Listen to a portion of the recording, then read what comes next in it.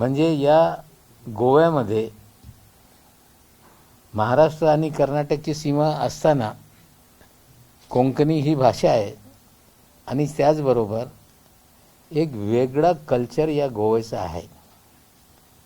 काही भागामध्ये महाराष्ट्राच्या लगतच्या भागामध्ये महाराष्ट्रीयन कल्चर तसं दिसते, कन्नडी कल्चर पण इथे दिसते, पण गोव्याचा वेगळा कल्चर आहे हे आपण नाकारू शकत नाही, ज्याला कोंकणी कल्चर लोक म्हणतात.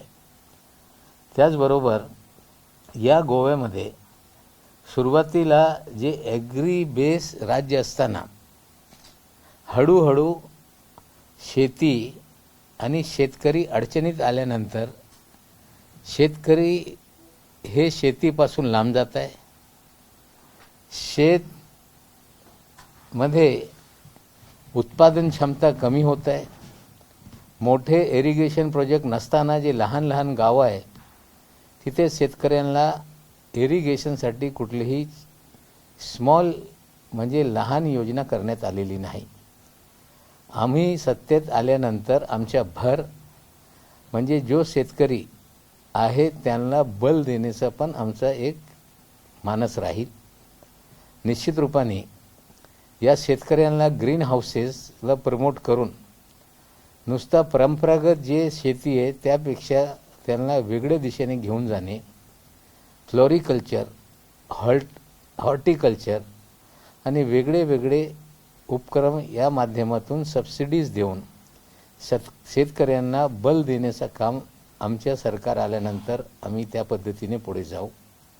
त्याचबरोबर ॲनिमल हजबंड्री म्हणजे शेतकऱ्यांना जोडधंदा दिलं पाहिजे. त्याचबरोबर पशुपालन आणि इनलँड फिशिंगबाबत आम्ही विशेषकर त्याच्यात भर देऊ. फिश पॉन्ड, ॲक्वाकल्चर जे सुरुवातीला या गोव्यामध्ये सुरुवात झाली होती प्रॉन्स ॲक्वा फार्मिंगचा, ते हळूहळू कुठेतरी कमी होत आहे. त्या आपण डीप सी फिशिंगला जे काही मदत करता येईल ते करू, पण इनलँड फिशिंगला पण आम्ही प्राथमिकता देण्याचा कार्यक्रम आम्ही निश्चित केलेला आहे. त्याच्या बाबतीत आम्ही तुम्हाला जे प्रिंटेड आमच्या कॉपी असतील त्याच्या सगळी माहिती आपल्याला उपलब्ध करून देणार आहोत. ॲग्रिकल्चर असताना हे इथे एक मोठी अडचण आहे, म्हणजे शेतकऱ्यांना मजूर भेटत नाही ही सत्य परिस्थिती आहे. आणि इथे अर्बनायझेशन झाल्यानंतर मजुरांची एक मोठी अडचण आहे. मनरेगा अंतर्गत ग्राम विकासासाठी मजूर उपलब्ध होत असताना शेतकऱ्यांना शेतमजूर मिळत नाही. त्यासाठी एखादी योजना हे म्हणजे रोजगार हमी योजनेमध्ये शेतामध्ये काम करण्यासाठी मजुरांना पण काही त्याचे जे मजूर असतील त्यांना आपण हे मनरेगासारखी एखादी योजना तयार करून शेतकऱ्यांना मदत देण्याची भूमिका आमच्या सरकार आल्यानंतर अशी एखादी योजना म्हणजे एकंदरीत शेतकऱ्यांना green house, animal husbandry, inland fishing आणि शेतमजुरांची अडचण असताना बाहेरून मजूर येत आहेत, त्याचे पैसे जास्त लागत आहे, त्यासाठी शेती पडीत आहे जास्त. काही ठिकाणी वॉटर रिसोर्स नाही, म्हणजे स्मॉल पॉन्ड्स कसा तयार करता येईल त्या माध्यमातून त्याला इरिगेट करण्यासाठी काही साधन निर्माण करता येईल. असे एकंदरीत जे 30% लोक आहेत ते शेतीवर आधारित आहे, त्यांना मदत करण्याच्या आमच्या प्राथमिकता राहणार आहे. त्याचबरोबर या गोव्यामध्ये टुरिझम एक मोठा विषय म्हणजे आमच्या भर राहणार आहे की फॅमिली टुरिझमवर जास्त जास्त आपण भर द्यायचा आहे. आज जे टुरिझम आहे ते कॅसिनो बेस्ड टुरिझम, बीचवर पार्टीजच्या टुरिझम आहे ते बंद करणार अशी परिस्थिती नाही, पण फॅमिली बेस्ड टुरिझमला कसा आपण प्रोत्साहित करता येईल त्याबाबत आमच्या मनात एक नवीन योजना आहे. म्हणजे आजच्या घडीला हॉटेल्सच्या मोठा संख्या या गोव्यामध्ये आहे. काही श्रीमंत लोक स्वतःचे हॉटेल बांधताय किंवा बाहेर येऊन लोक पण इथे हॉटेल निर्माण करताय. त्या माध्यमातून टुरिझम वाढते, पण श्रीमंत लोकांच्या टुरिझम या गोव्यामध्ये आहे. देशभरात गोव्याचं नाव आल्यानंतर प्रत्येक व्यक्तीला वाटते की मी कुठेतरी गोव्याला गेलं पाहिजे. जे मध्यमवर्गीय आहे त्यांना आजच्या घडीला हे टुरिझम परवडत नाही.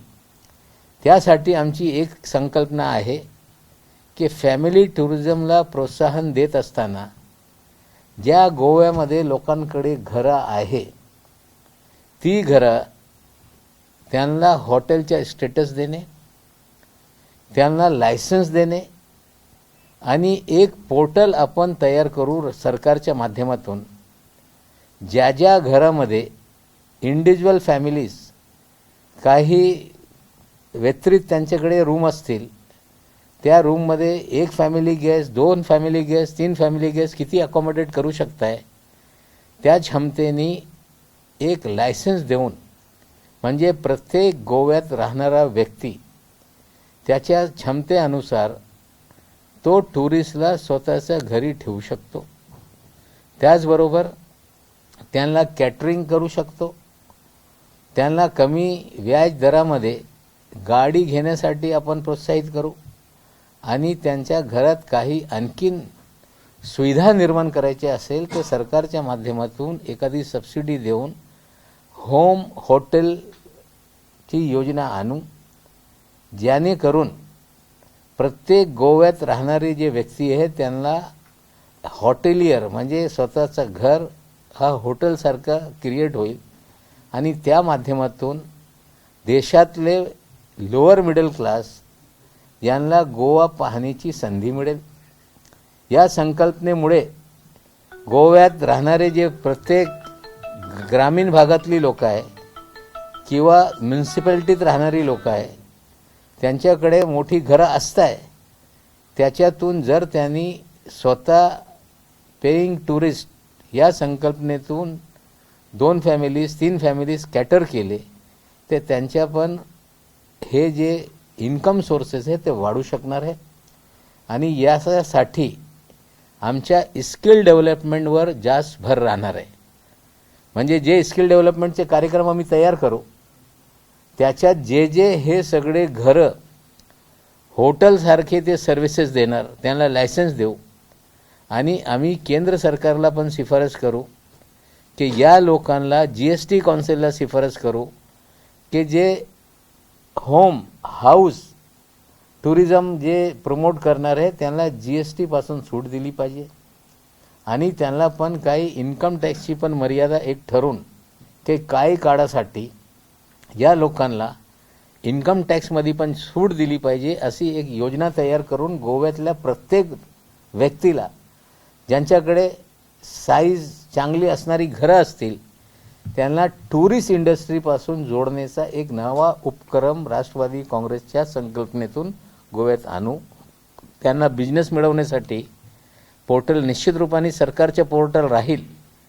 त्यांचे काय सुविधा त्यांच्याकडे आहे, त्यांचे रेट्स काय आहे, त्यांचे ब्रेकफास्टचे मेनू काय राहणार आहे, दुपारचे जेवण काय राहणार आहे, संध्याकाळचे जेवण काय राहणार आहे, असा एकंदरीत सगळी संकल्पना तयार करून स्किल डेव्हलपमेंटच्या माध्यमातून या घरातला प्रत्येक महिला पुरुष यांना ट्रेंड करून म्हणजे प्रत्येक घर हा हॉटेल राहील.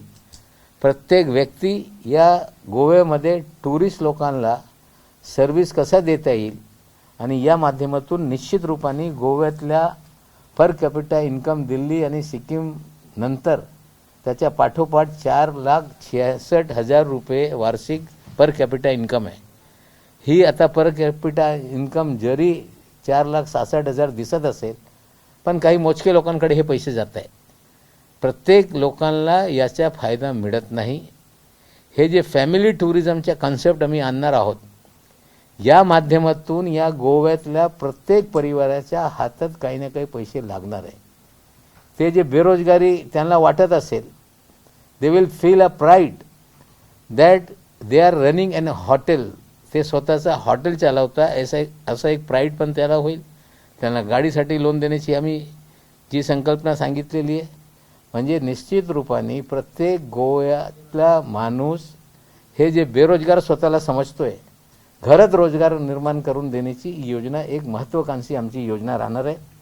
आणि त्याचबरोबर फिशिंगच्या बाबतीत मी सांगितलेलं आहे आणि याच्यातून आम्हाला वाटते की या माध्यमातून बेरोजगारी फॅमिली टुरिझम आणि हे करत असताना गोव्याचं जे ग्रामीण कल्चर आहे गोव्यातला मूल कल्चर आहे म्हणजे 5 स्टार हॉटेलमध्ये आले तर आंतरराष्ट्रीय दर्जाचा कल्चर त्यांना दिसते पण गोव्यातला जेवण काय आहे गोव्यातला कल्चर काय आहे आणि निश्चित रूपाने ह्या कन्सेप्टमुळे गोवा काय आहे हे जगाला कळेल. जे लोअर मिडल क्लासचे लोक ज्यांना गोव्यात यायचं आहे त्यांना पण सगळं हे कळणार आहे. आणि हे फ्लो वाढल्यानंतर निश्चित रूपाने गाड्यांचा ट्रेनचे कनेक्टिव्हिटी गोव्याला आहे. जेव्हा जास्त फ्लो वाढला तर निश्चित रूपाने जे कनेक्टिव्हिटी आहे ते कनेक्टिव्हिटी पण वाढेल आणि निश्चित रूपाने याच्यातून बेरोजगारी आणि अर्थव्यवस्था सुधारण्यासाठी एक मोठा फायदा होऊ शकते. आणि उरलेले जे सगळे पर्यावरणचे जे विषय आहे, आमचं म्हणणं आहे विकास झालाच पाहिजे, इंडस्ट्री आलीच पाहिजे, पण इंडस्ट्री येत असताना कुठल्याही पर्यावरणाला धोका होणार नाही याची दक्षता घेतली पाहिजे. एक मोठा विषय गोव्यात आहे ते मायनिंगच्या बाबतीत. मायनिंगच्या बाबतीत आम्ही परमनंट बँडच्या आम्ही कधीही सपोर्ट करत नाही. जगात मायनिंग किंवा देशात मायनिंग करत असताना जे NGTचे रूल्स तयार करण्यात आलेले, नॅशनल ग्रीन ट्रिब्युनलने वारंवार जे काही आदेश पारित केलेले त्याच्या पालन करून शक्यतो जिथे होत असेल तर मायनिंगला परमिशन दिली पाहिजे.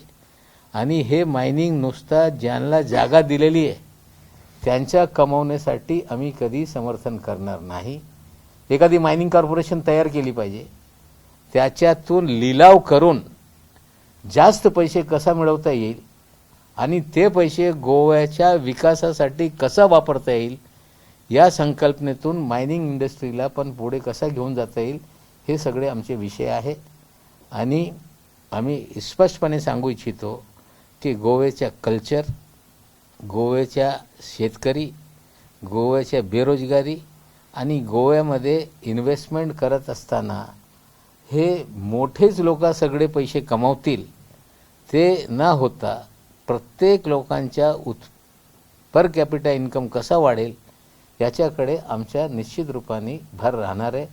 म्हणजे हे जे नवीन संकल्पना आम्ही आणलेली आहे, आम्हाला वाटते की गोव्याच्या हे कायापलट याच्यातून होणार. आणि निश्चित रूपाने आम्हाला विश्वास आहे की 13 जागा लढत असताना काही चांगल्या जागा आम्हाला यावेळी मिळणार आहे. आमच्याशिवाय गैर भाजप सरकार तर या राज्यामध्ये निर्माण होणार आहे, पण आमच्याशिवाय या गोव्यामध्ये कुठलंही सरकार येणार नाही, आम्हाला पूर्णपणे याची खात्री आहे. जो प्रयोग महाराष्ट्रामध्ये महाविकास आघाडीचा झाला तो आगामी काळात गोव्यात होऊ शकतो का? प्री इलेक्शन झाला नाही, पण पोस्ट इलेक्शन निश्चित रूपाने होणार आहे. राज्यामध्ये राष्ट्रवादी काँग्रेस आणि शिवसेनेची आघाडी आहे, मग एकत्र जाहीरनामा का नाही जाहीर होत आहे? दोन्ही पक्षांचा एकत्र जाहीरनामा का नाही? नाही, आम्ही आधीपासून या राज्यात सरकारमध्ये असताना जे अनुभव आमचा आहे ते आम्ही जाहीरनामा आमच्या जाहीर केलेला आहे. आता एकंदरीत आघाडी आम्ही केली, आमच्या तर मत होतं की आघाडी महाविकास आघाडी महाराष्ट्रात तर गोव्यात पण झाली पाहिजे, पण तसं घडलं नाही. आता आम्ही जे कार्यक्रम देतो, आमच्या कार्यक्रमाचा मूल गाभा गोव्यातल्या कल्चर याचे जपन करणे, प्रत्येक हाताला काम देणे, शेतकऱ्यांना त्यांना सक्षम करणे, एकंदरीत आमचा हा टार्गेट असेल. आता शिवसेनेचा आमचा जाहीरनामा सोबत झाला नाही. आमच्याकडे हे गोव्यातलं आमच्या युनिट आहे परमनंट. आमच्या गोव्यामध्ये संघटन असताना शिवसेना नव्याने हे गोव्यामध्ये कुठेतरी प्रयोग करत आहे. निश्चित रूपाने यापुढे जेव्हा होईल तेव्हा प्रयत्न करू की एकंदरीत जाहीरनामा आलं पाहिजे. सर, शेवटचे 3 ते 4 दिवस उरलेले आहेत मतदानासाठी, तर शेवटच्या टप्प्यात तुमचा जाहीरनामा घोषित होतो आहे, मतदारांपर्यंत कसा पोहोचणार तुमचा जाहीरनामा? नाही, आमच्या सगळे उमेदवारांना आम्ही देणार आहे आणि उद्यापर्यंत सगळे मतदारांकडे हे लोक घेऊन जातील. आणि माध्यमांचा समोर जो विषय आम्ही समोर आणतोय तुमच्या माध्यमातून पण लोकांकडे हे विषय जाणार, त्यासाठी आपल्यासमोर हा विषय आम्ही मांडलेला आहे. मला वाटते की आपलं सहयोग याच्यात राहील. आणि विशेषकर जे फॅमिली टुरिझमचा आम्ही जो विषय समोर आणतो याला जर आपल्या माध्यमातून लोकांच्या समोर गेला तर निश्चित रूपाने एक नवीन कार्यक्रम आम्ही जाहीर करतोय. काही वर्षात पाहिलं तर राष्ट्रवादी काँग्रेसचा प्रभाव होता तो दक्षिण गोव्यामध्ये होता, उत्तर गोव्यामध्ये एवढा काही प्रभाव नव्हता. संघटनामध्ये एनसीपी कमी पडली का? नाही, निश्चित रूपाने कमतरता राहिलेली आहे. गोव्यामध्ये महाराष्ट्राला जुडून हा राज्य आहे. विशेषकर गोव्यामध्ये कोकणी भाषा असताना मराठी कोकणी आणि गोव्यातल्या कोकणी याच्यात बरेचसे काही सिमिलॅरिटीज आहे. सर्व वर्तमानपत्र गोव्यामध्ये मराठीमध्ये चालत आहे. गोव्यामध्ये एक मोठा स्कोप आहे आणि निश्चित रूपाने ज्या पद्धतीने इथे लक्ष दिलं पाहिजे होता तसा आमच्या संघटनेने लक्ष दिलेलं नाही. पण आगामी काळामध्ये गोव्याला टार्गेट करून पक्ष बळकटीचा कार्यक्रम आम्ही घेणार आहे. पक्षाला जाऊन एक प्रश्न आहे की मागच्या वेळेस म्हणजे चर्चिल आल्यावर निवडून आल्यावर त्यांनी आता पार्टीमधून टीएमसी मध्ये प्रवेश करा. येणाऱ्या काळात काय असा पक्ष बदल होईल किंवा काय याच्यावरती संघटना आणि असं आहे, गोव्याचा आयाराम गायारामचा कल्चर आहे. भाजपचे प्रमोद सावंत सोडले की सगळे लोक आयारामच आहे. नाही, कधी गयाराम होतील मला माहीत नाही. चर्चिलनी पहिल्या दिवशी ज्या पद्धतीने पक्षाला न विचारता जी भूमिका घेतली होती, चर्चिलला यावेळी आम्ही तिकीट नाकारणार आहोत. ते वेलंका आणि स्वतःसाठी तिकीट मागत होते. त्याला माहीत होता की 5 वर्षात ज्या पद्धतीने त्यांनी स्वतः निर्णय घेऊन सुरुवातीलाच भाजपच्या कडे जाऊन बसले होते, त्यांच्यावर पक्षश्रेष्ठी नाराज होत्या आणि यावेळी त्यांना तिकीट मिळणार नाही, त्यासाठी त्यांनी पक्ष सोडला आहे. Thank you. चलो हमारा प्रिंटेड दे दो आप. हाँ, प्रिंटेड निकल के दे दो.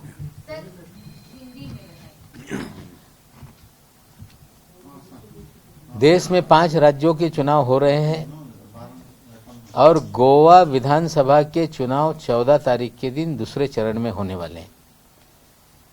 गोवा में हमने शिवसेना के साथ सीट एडजस्टमेंट करके एनसीपी ने 13 सीटों पे अपने उम्मीदवार उतारने का काम किया है. गोवा में 1999 से लेकर कई सालों तक हमारी कांग्रेस के साथ सत्ते में साझेदारी रही. कई मंत्री हमारे रहे, उप मुख्यमंत्री हमारे रहे और निश्चित रूप में गोवा में राष्ट्रवादी कांग्रेस पार्टी का कम ज़्यादा हो लेकिन एक प्रभाव है, इसे कोई नकार नहीं सकता. इस बार हमने जो गोवा की लोक संख्या 17 से 18 लाख है, 2 जिला पंचायत, 1 महानगर पालिका, 13 नगर पालिका, 185 विलेज पंचायत के साथ 66% पॉपुलेशन शहरों में रहती है और 33% पॉपुलेशन ये ग्रामीण भाग में है.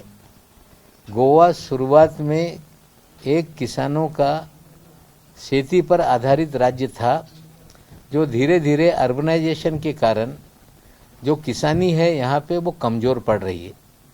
उसका मुख्य कारण है कि किसानों को इरिगेशन का एक बड़ी समस्या है. यहाँ पे मजदूर नहीं मिल पाते और जो भी उत्पादन यहाँ पर है उसको सही मार्केट नहीं मिलता है. तो हमने तय किया है कि जो किसान है उनके लिए माइनर इरिगेशन मतलब एक कोई पानी के स्रोत तैयार करना, उस पे हमारा भर रहेगा. साथ ही साथ में जो यहाँ पे मजदूरों की समस्या है वो मनरेगा के धरती पे खेत में काम करने के लिए सरकार की तरफ से कुछ मजदूर दे सकते हैं क्या, ऐसी एक योजना बना के किसानों को मजदूर के जरिए सहायता देने का कार्यक्रम हम लागू करेंगे.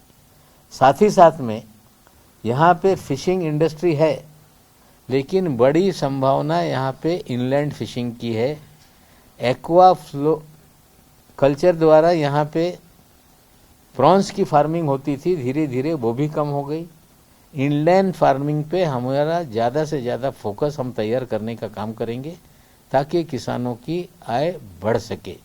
साथ ही साथ ग्रीन हाउसेज फ्लोरिकल्चर के द्वारा कुछ पूरे दुनिया में जो मार्केट है वो सारे उत्पादन किस तरह से यहाँ पे हो सकते हैं, उसके लिए फ्लोरिकल्चर पे और ग्रीन हाउसेज पे हमारा पूरी तरह से फोकस रहने वाला है.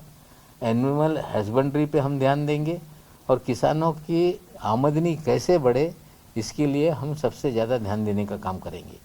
दूसरी, बेरोजगारी की एक बड़ी समस्या गोवा में है. निश्चित रूप से इंडस्ट्री आएगी तो लोकल लोगों को उतना रोजगार नहीं मिलता, कहीं ना कहीं माइग्रेंट लोगों को रोजगार मिलता है, लेकिन राज्य सरकार का उत्पादन बढ़ता है, इसलिए उसको लेकर बहुत ज़्यादा हमारा कोई अलग रवैया रहने वाला नहीं. लेकिन गोवा के हर आदमी को रोजगार मिले और टूरिज़्म के जरिए रोजगार मिले, एक नई संकल्पना हमने सोची है और हम आगे लागू करेंगे. फैमिली टूरिज़्म की हमारा कंसेप्ट है. आज गोवा में सभी देश विदेश से लोग आना चाहते हैं, लेकिन अमीर आदमियों का टूरिज़्म ये हब बना हुआ है. कैसीनो उसका आकर्षण बना हुआ है, बीच टूरिज़्म उसका आकर्षण बना हुआ है. लेकिन गोवा का अपना एक कल्चर है गोवा का अपना एक खाने पीने की रिवाज है। गोवा अलग तरीके से भी देखा जा सकता है जिसे पूरी तरह से एक्सप्लोर नहीं किया गया। हम लोग एक नई योजना लाएंगे कि गोवा में रहने वाले प्रत्येक व्यक्ति जो उनका घर है उसको होटल का लाइसेंस दिया जाए। उसमें जितने कमरे हैं उसको होटल के दर्जे के फर्निशिंग करने के लिए कुछ सब्सिडी दी जाए, कुछ कर्जा दिया जाए। और साथ ही साथ में उस तमाम लोगों को जो स्वयं अपने घर से इस तरह का कारोबार करना चाहते हैं गेस्ट करके, वैसे सभी लोगों की जानकारी एक स्टेट गवर्नमेंट का पोर्टल तैयार करके कि फैमिली टूरिज्म होम गेस्ट की जो संकल्पना है उसकी सारी जानकारी वेब पोर्टल के जरिए दुनिया के सामने रखेंगे, जिससे जो लोअर मिडिल क्लास का टूरिस्ट भारत का है या दुनिया के कुछ और देशों से कम पैसे में टूरिज्म के लिए गोवा आना चाहता है, तो हमें लगता है एक बड़ा उनके लिए विन विन सिचुएशन टूरिस्ट के लिए भी होगी और साथ ही साथ प्रत्येक गोवा के लोगों को रोजगार का, आमदनी बढ़ाने का एक जरिया मिलेगा। उसमें गाड़ियों को भी किस तरह से सब्सिडी देके हर घर में कोई गाड़ी हो, घर का कोई नौजवान गाड़ी भी चलाए, और ये सारी चीज़ें करते हुए हम लोग स्किलिंग पे बड़े पैमाने पे भर देंगे। उन्हें हाउस कीपिंग कैसे किया जाता है, गैस रिलेशन कैसा होता है, कुजिन कौन से किस तरह से परोसा जाता है, क्या एटिकेट होते हैं, ये स्किलिंग के माध्यम से प्रत्येक जो लोग अपने घर को होटल में कन्वर्ट करके गैस रखना चाहते हैं, ऐसे सारी ट्रेनिंग का भी कार्यक्रम बड़े पैमाने पे हम लोग लेंगे। साथ ही साथ में जीएसटी हमारे अधिकार में नहीं, लेकिन जीएसटी काउंसिल से भी विनती की जाएगी कि जो घर पेइंग गेस्ट होटल की तरह चलाएंगे उन्हें जीएसटी में से पूरी छूट दी जाए। और इनकम टैक्स केंद्र सरकार से भी विनती की जाएगी कि ऐसे लोगों को कुछ टैक्स हॉलिडे देकर जो आमदनी उसमें से हो, उसमें से अपने घर की व्यवस्था को कैसे और अंतर्राष्ट्रीय दर्जे का बना पाए, इसके लिए टैक्स हॉलिडे की भी हम डिमांड करेंगे। हमारा मेन फोकस होगा कि हर गोवा में रहने वाला व्यक्ति जिसका एक गोवा के लोगों के अच्छे घर होते हैं, एक्स्ट्रा कमरे उनके पास होते हैं, वो सारे लोग टूरिज्म का हिस्सा बने, उसके जरिए लोगों की आमदनी बढ़े। सबसे बड़ा फोकस निश्चित रूप से हमारा उस पर रहने वाला है। जहाँ तक सवाल है माइनिंग को लेके, माइनिंग हो लेकिन कोई भी पर्यावरण को नुकसान हो, इसका समर्थन हम कभी नहीं कर सकते। जो भी नेशनल ग्रीन ट्रिब्यूनल के आदेश हैं या नियम जो पर्यावरण विभाग ने बनाए हैं, उनको संतुलित करके अगर माइनिंग को कुछ हद तक परमिशन दी जा सकती है तो निश्चित रूप से उसके पक्ष में हम रहेंगे और उस तरह का कार्यक्रम आगे लाएंगे। साथ ही साथ जो कुछ लोग हैं 5-10 लोग, ये सारे माइनिंग पे उनका अधिकार हो, इस तरह से नहीं हो सकता। यहाँ पे निश्चित रूप से कोई माइनिंग कॉरपोरेशन बनाया जाए और उसके जरिए ऑक्शन करके जो आमदनी है इंडिविजुअल को ज़्यादा मिले और सरकार को नाम मात्र आमदनी मिले, ये भी कभी ठीक से नहीं हो सकता। निश्चित रूप से उस आमदनी का फ़ायदा राज्य को कैसे मिले, वो पैसा राज्य के विकास के लिए कैसे खर्च किया जाए, ये सारी चीज़ों पे हमारा फोकस रहने वाला है। अनएम्प्लॉयड यूथ को एम्प्लॉयमेंट देने के लिए होम जो घर है, फैमिली टूरिज्म का कंसेप्ट एक नया क्रांतिकारी एक फैसला होगा। और निश्चित रूप से किसान जो कमज़ोर पड़ रहा है, खेती जो बंजर पड़ी हुई है, उसको भी कहीं ना कहीं एरिगेट करना, उन्हें सब्सिडी देके होमलैंड फिशिंग से जोड़ने का काम करना, एनिमल हस्बेंड्री को आगे बढ़ाने का काम करना, और साथ ही साथ में छोटी जो इरिगेशन की कोई वाटर पॉन्ड पोखरा की तरह जिसे हम कहते हैं, कुछ इस तरह की योजना लाके तमाम ज़मीनों में खेती कैसे बढ़े, ग्रीन हाउस पॉलिसी को कैसे आगे बढ़ाया जाए, ये हमारा मुख्य फोकस रहने वाला है। एबीपी माझा, उघडा डोळे बघा नीट।